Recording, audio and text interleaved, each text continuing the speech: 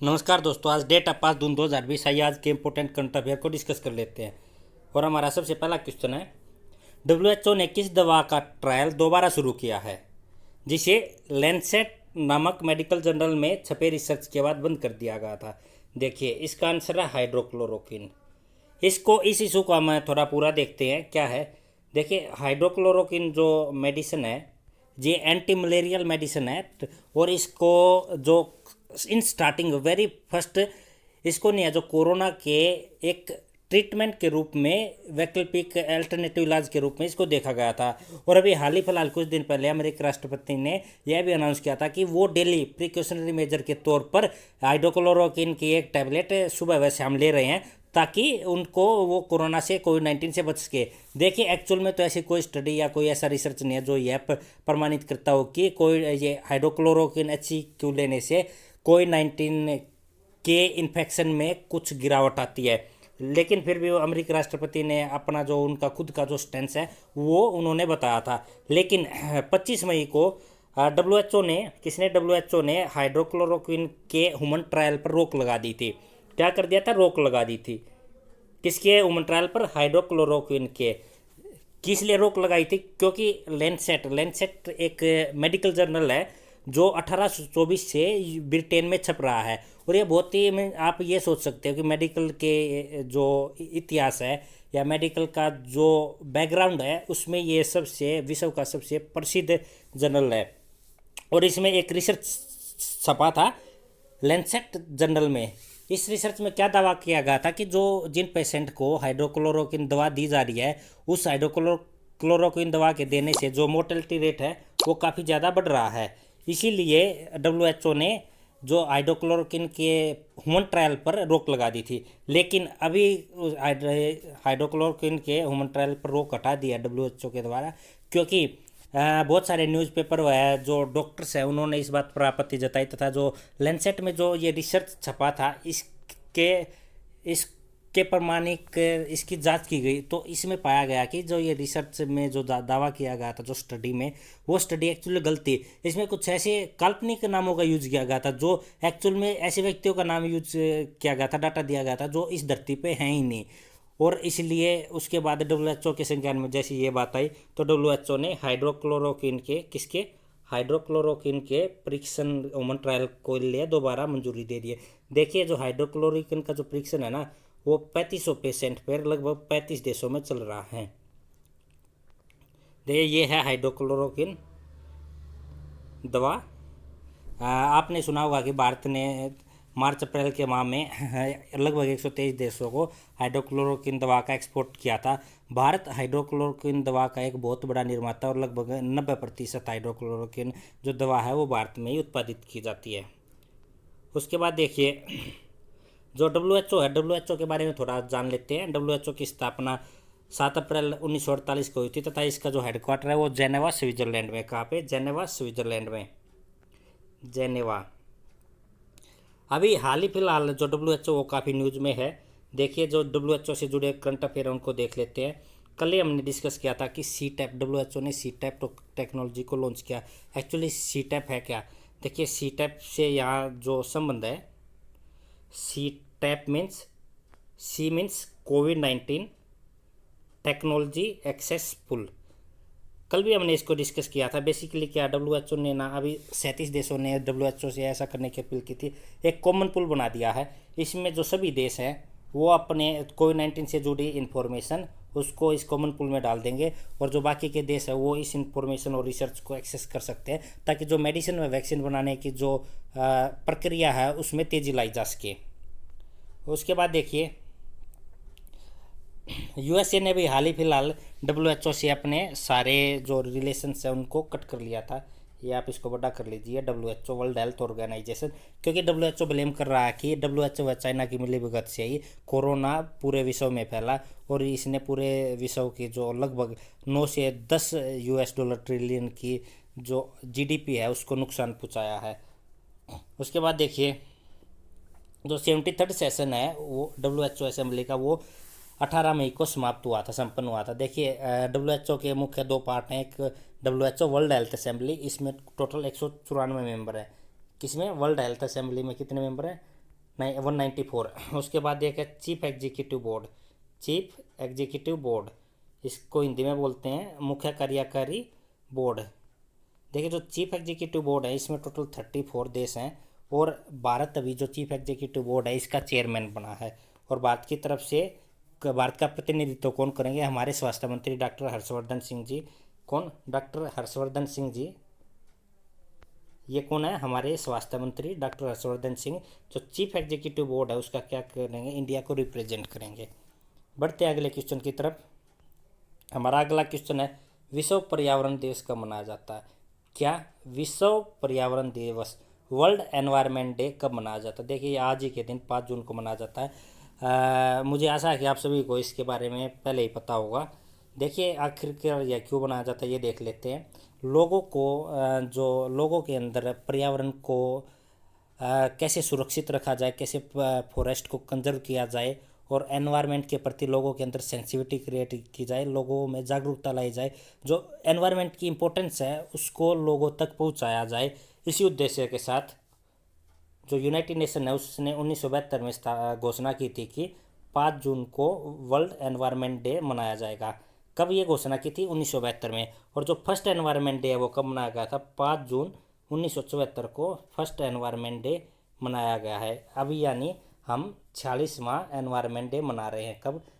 5 जून 2020 को हमने world 46th world environment day मनाया। देखिए आप दो चीज़ें आपको देखने को मिलती होंगी, कहीं आपको अंतर्राष्ट्रीय दिवस सुनने को मिलता होगा और कहीं पे वर्ल्ड एनवायरनमेंट डे, विश्व दिवस सुनने को मिलता होगा। आखिर इनमें डिफरेंस क्या है? देखिए जो अंतर्राष्ट्रीय दिवस होते हैं ना, उसका मतलब क्या कि एक से ज़्यादा कंट्री में अगर कोई दिवस भी मनाया जाता है तो उसको इंटरनेशनल डे बोला जाता है।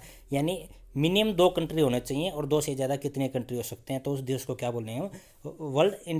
इंटरनेशनल डे बोलेंगे। लेकिन जो वर्ल्ड डे होता है ना, ये विश्व के सभी देशों में मनाया जाता है, पूरे विश्व में इसको मनाया जाता है, इसलिए इसको विश्व दिवस बोला जाता है। उसके बाद देखिए कुछ इंपॉर्टेंट डे उनके बारे में देख लेते हैं। जो 1 जून है, 1 जून किस लिए फर्स्ट जो जून है उसको क्या सेलिब्रेट किया जाता है? World milk day. क्या? World milk day. इसका मतलब क्या है? विश्व दुग्ध दिवस। विश्व दुग्ध दिवस, वर्ल्ड मिल्क डे कब मनाया जाता है? 1 जून को। 2 जून को क्या मनाया जाता है? तेलंगाना दिवस।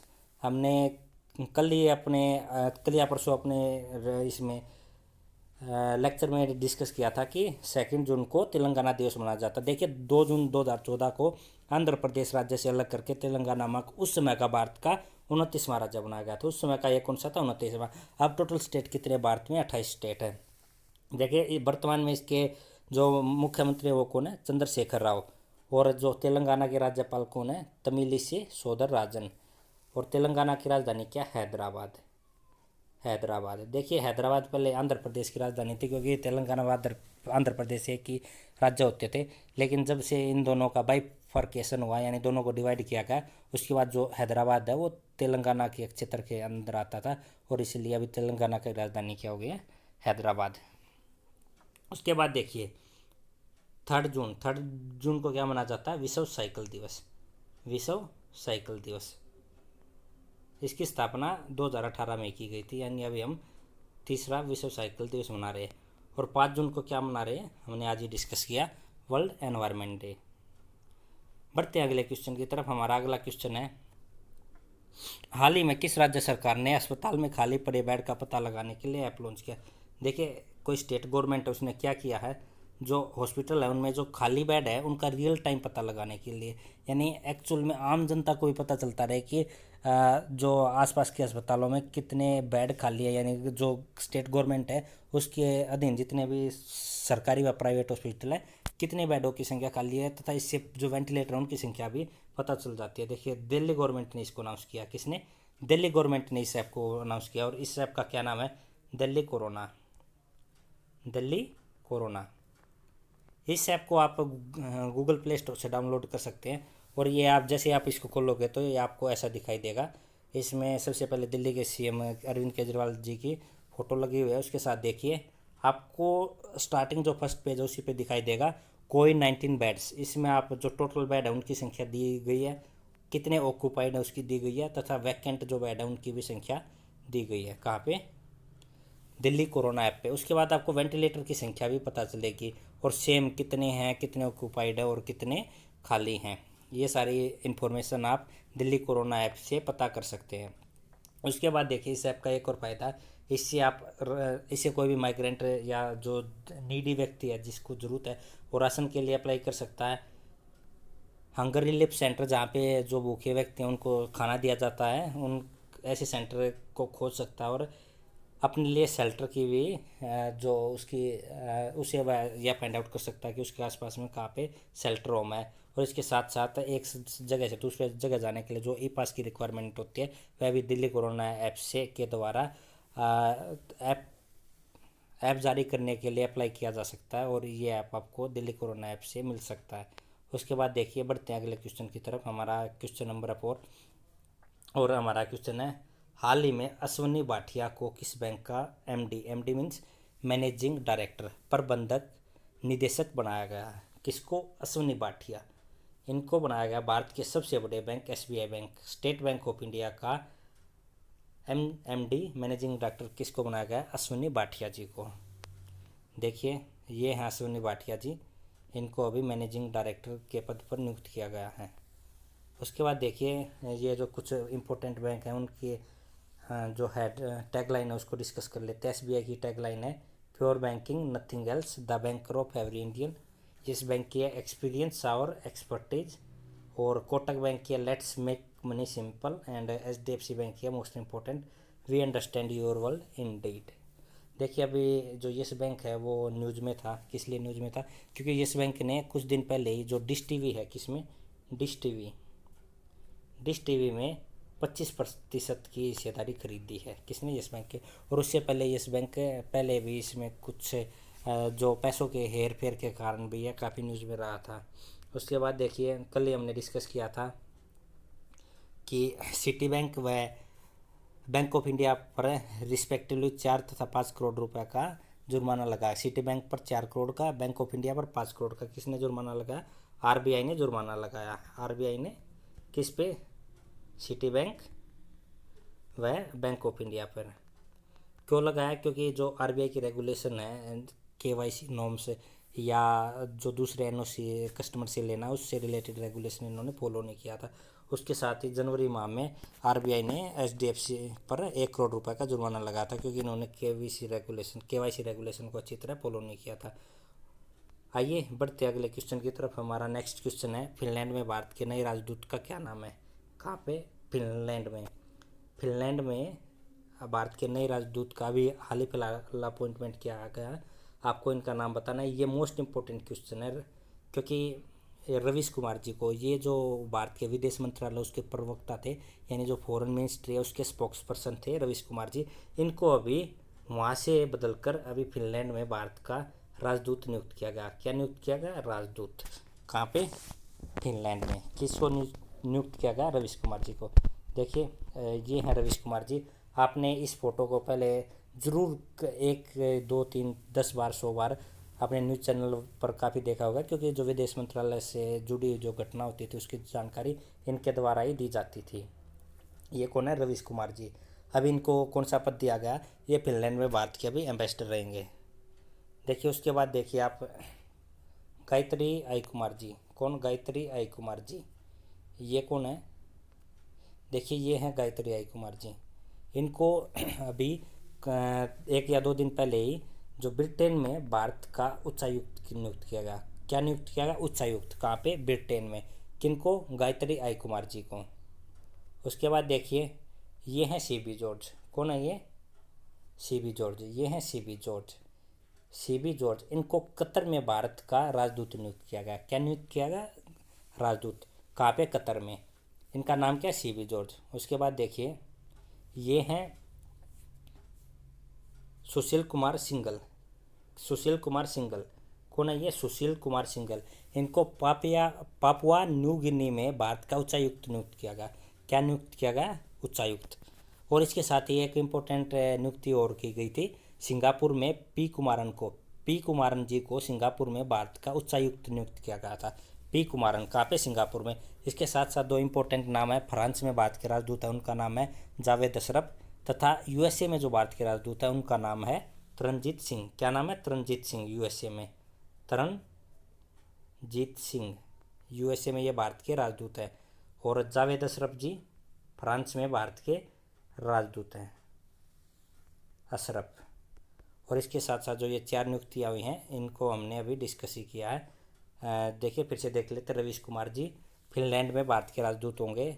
गायत्री आई कुमार जी ये ब्रिटेन में भारत की उच्चायुक्त होंगे। सीबी जॉर्ज ये कतर में भारत के राजदूत होंगे। तथा ये हैं सुशील कुमार सिंघल, ये पापुआ न्यू गिनी में भारत के नए उच्चायुक्त होंगे। इसके साथ साथ हमने डिस्कस किया सिंगापुर में पी कुमारन जी उच्चायुक्त होंगे। जावेद अशरफ जी फ्रांस में भारत के राजदूत हैं तथा यूएसए में तरनजीत सिंह भारत के राजदूत हैं। बढ़ते हैं अगले क्वेश्चन की तरफ। हमारा अगला क्वेश्चन है question number 6। I can not breathe, I can not breathe, मैं सांस नहीं ले सकता, मैं सांस नहीं ले पा रहा हूँ। नारा किस देश में रंगभेद के खिलाफ, किसके खिलाफ? रंगभेद के खिलाफ प्रदर्शन की पहचान बना। देखिए आप लोग अभी विश्व के जितने भी बड़े न्यूज़पेपर हैं उन सभी में यूएसए में हो रहे प्रोटेस्ट के बारे में सुन ही रहे होंगे। कैसे जॉर्ज फ्लॉयड नाम के व्यक्ति को जो एक ब्लैक अमेरिकन थे उनको वाइट अमेरिकन पुलिस वाले के द्वारा उनको मार दिया गया था। तथा वो जब उनका लास्ट वर्ड यही था कि I can not breathe, I can not breathe. इसलिए जो अभी इस जो रंगभेद की नीति है अमेरिका में उसके खिलाफ जो प्रदर्शन हो रहे हैं उसका जो मेन नारा क्या बन गया? I can not breathe. देखिए ये जो प्रदर्शन है ये 1968 में जो मार्टिन लूथर किंग की हत्या हुई थी उसके बाद जो प्रदर्शन हुए थे उसके बाद के सबसे बड़े इस तरह के प्रदर्शन है। जो 1968 के बाद इस तरह के दूसरे नंबर के सबसे बड़े प्रदर्शन है जो अभी यूएसए में हो रहे हैं। क्योंकि 100 से ज़्यादा शहरों में आगजनी व हिंसक घटनाएं भी हुई हैं तथा लूटपाट की घटनाएं भी हुई हैं और भारी मात्रा में लोगों के अंदर काफ़ी गुस्सा है। इवन यूएसए के राष्ट्रपति ने वहाँ पे मिलिट्री भी उतार दी है। बढ़ते हैं अगले